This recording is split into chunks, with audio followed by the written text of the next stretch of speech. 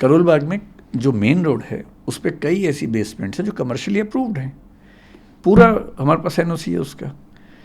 भाई एमसीडी ने उसको अप्रूव किया, कमर्शियल बेसमेंट के नाम से अप्रूव किया। कमर्शियल बेसमेंट में लिखा है कि क्या क्या एक्टिविटीज़ कर सकते हैं, ऑफिस चला सकते हैं या गोदाम बना सकते हैं, या एक दो चीज़ें और लिखी हैं।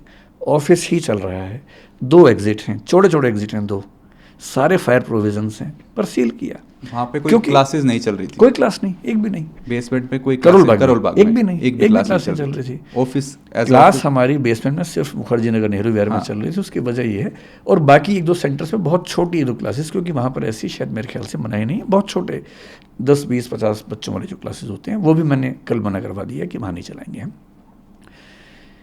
मुखर्जी नगर में दिक्कत क्या है कि बहुत छोटा इलाका है, छोटे छोटे घर हैं वहाँ पर, उन सब घरों में एक एंट्री एग्जिट है।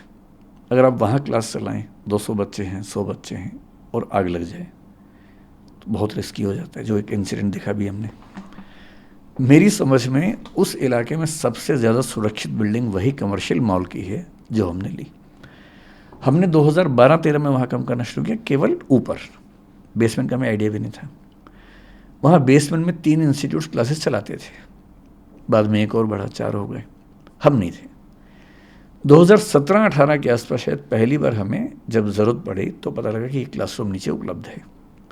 वहाँ 3-4 इंस्टीट्यूट चल रहे थे पहले से, तो हमने ये एज्यूम किया कि इसके हमारे परमिशंस होंगी, तो हमने लिया।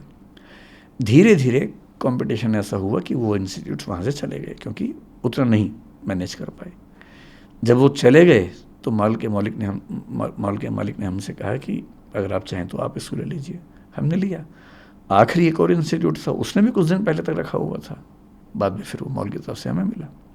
वहाँ हम IAS के जो मेंस वाले बच्चे हैं, मेंटरशिप लाइब्रेरी चलाते थे, अब वो बंद हो गई, उनका 1.5 महीने बाद मेंस है, तो हम अभी उनके लिए भी रास्ता निकाल रहे हैं कि उनको कहाँ बिठाएं।